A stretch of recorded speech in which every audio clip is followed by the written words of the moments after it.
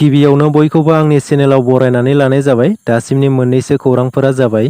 हाग्रामा महिलारिनि BPF दोलो आरो बेनि जथाय दोलोफोरहा जेबो थांखि गैया। हाग्रामा महिलारिया सोरखौ लोगो हमदों, सोरजों नांज्लायदों, बबेयाव थांदों? आथिखालाव बिटिआर ओनसोलाव बेफोरनि जेबो गोनांथि गैलिया। हाग्रामा महिलारिनि 17 बोसोर खुंथाय गोहोआव थानाय समाव गोबां हिंसायारि जाथाय सोमजिदों, थासारिया गाज्रि जादों आरो गोबां रायजो राजाफोरा दुखु दाहा सहायनो गोनां जादोंमोन। आथिखालाव बिपिएफनि खुंथाय गोहोआव फैफिननायखौ रायजो राजाफोरा लुबैला।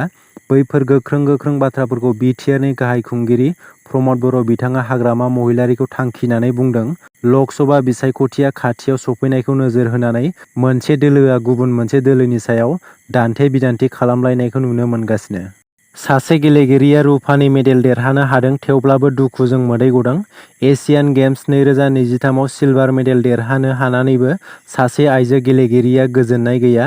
दासान्दि सोलिबाय थानाय एशियान गेम उसु गेलेनानै सिलभार मेडेलखौ देरहानो हादोंमोन मणिपुर रायजोनि गेलेगिरि आइजो रसिबिना देबीआ। नाथाय मेडेल देरहानो हानायावबो हरखाब दुखुजों गाबदों रसिबिना देबीआ। बेनि गुबै जाहोनानो जादों मणिपुराव दासिमबो सोलिबाय थानाय हिंसायारि जाथाय। मणिपुरनि हिंसायारि जाथायनि थाखाय थांनाय मे दाननिफ्रायनो न'आव थांनो मोनाखै रसिबिना देबीआ, जायनि जाहोनाव रसिबिना देबीआ गोलाव सम गावनि नखरजों खोथा बाथ्रा रायज्लायनो मोनाखै। बैफोरखौ लानानै रसिबिना देबीनि मेगनाव मोदै गदों होननानै बिनि कचआ फोरमायनानै होदों। रसिबिना देबीआ कुकी आरो मेथि हारिनि गेजेराव जानाय हिंसायारि जाथायखौ थाबैनो फोजोबनांगौ होननानै खावलायदों। नाथाय मणिपुर रायजोनि हिंसायारि जाथाया दासिमबो गिथावना थासारिजों सोलिगासिनो। फारसेथिं मणिपुरनि हिंसायारि जाथायाव गोबां सुबुंफोरा जिउ खहा जाबाय आरो गोबां सुबुंफोरा न'-बां सावजाबाय। माखासे सान सिगांनिफ्रायनो इउपिपिएल दोलोनि दैदेनगिरिफोरा हाग्रामा महिलारि बिथांनि दैदेननाय बिपिएफ दोलोआव जयनिं हाबाफारि लानाया गासैबो फावथिनासो होननानै अजद दैखांदोंमोन।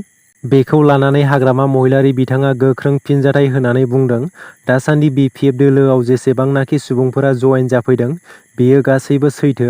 जयेन जाफैनाय सुबुंफोरनाव सोङोब्लानो मिथिगोन सिगां बिसोर मा दोलोआव दङमोन। सोरबाया इउपिपिएल, बिजेपि, जिएसपि आरो कंग्रेस दोलोनिफ्राय जयेन जाफैदों होननानै हाग्रामा महिलारि बिथाङा रोखायै फोरमायना होदों।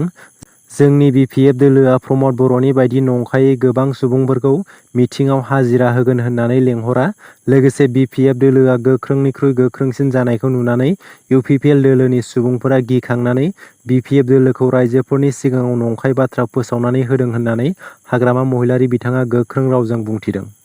बड'लेण्ड मुलुगसोलोंसालिनि भाइस चेन्सेलर लाइस्राम लादु सिंहखौ जेब्लासिम होखारा बै समसिम दुलाराय बर' फरायसा आफादा गोख्रों सोमावसारनायखौ लागोन होननानै दिपेन बर' बिथाङा गोख्रों रावजों बुंदों। लाइस्राम लादु सिंह बिथाङा सिएम भिजिलेन्स आरो डिरेक्टर अफ एन्टि कारापसन हानजाजों हमजाखानाय आरो दायनिगिरि जानानैबो दिनैसिम गावनि दायखौ गनायना लायालासिनो लाजिनो रोङै बायदि दिनैसिम भाइस चेन्सेलरनि मासिखौ सालायगासिनो। लाइस्राम लादु सिंहखौ बासायनायनि थाखाय दिनैनि सानाव राजभवन आरो हाइ लेभेल कमिटि दानानै होदोंमोन। बेनिनो बस रन्जन सामाल, एस के देब आरो बिबि मिश्र बिथांमोना खामानि मावगासिनो दङ। दुलाराय बर' फरायसा आफादा बे बाथ्राखौ लानानै गोथौयै दुखु मोननाय आरो खुद्रिसारनाय फोरमायदों दि राजभवनआ संबिधाननि मोनसे बिफान आरो संबिधाननि बायदियै रायजो बेंगिरि बिथांनि सिङाव बे इउनिभार्सिटिफोरा सोलियो। बेखायनो एबसुनि दाबिया जाहैबाय लाइस्राम लादु सिंहखौ गोख्रैनो होखारनांगौ आरो जेब्लासिम होखारा अब्लासिम एबसुनि सोमावसारनाया सोलिबाय थागोन। दिनै एबा 30 सेप्तेम्बराव लाइस्राम लादु सिंहनि मुसुखा सावनाय, बिश्वरन्जन सामाल, एस के देब आरो मिहिर खान चौधुरीनि मुसुखा सावनाय हाबाफारि लागोन। 3, 4, 5 आरो 6 अक्ट'बराव कन्टिनिउआस सोमावसारनाय हाबाफारि लागोन। जुदि राजभवनआ एबसुनि बाथ्राफोरखौ खोनासङाब्ला बड'लेण्ड मुलुगसोलोंसालिखौ बन्द' खालामनो बायध'था जागोन होननानै दिपेन बर' बिथाङा गोख्रों रावजों बुंथिदों। आसामनि लाख लाख आइजोफोरनि थाखाय मोजां खौरां। आसामनि गिबि मन्थ्रि हिमन्त बिश्व शर्मा बिथाङा रायजोनि लाख लाख आइजोफोरनि थाखाय राङारि अनसुंथाइ फोसावदों। फैगौ 2 अक्ट'बरआ आइजोफोरनि थाखाय गोजोनथाव सान। फैगौ 2 अक्ट'बराव आसामनि गासै 7 लाख आइजोफोरा मोनगोन अरुण'दय आसनि।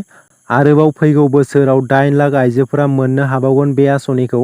रायजोनि गासै 35 लाख आइजोफोरा बे अरुण'दय आसनिखौ मोननो हागोन होननानै बुंथिदों गिबि मन्थ्रि बिथाङा।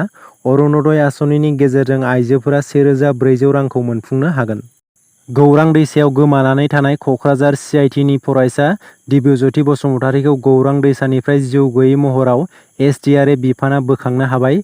मिथिनो मोननाय बायदिब्ला फरायसाफोरा बे दैसायाव फैनानै जौ लोंफैदोंमोन आरो दैसायाव दुगैनो हाबनायाव दिब्यज्योति बसुमतारीया ओंखारबोफिननो हायाखैमोन।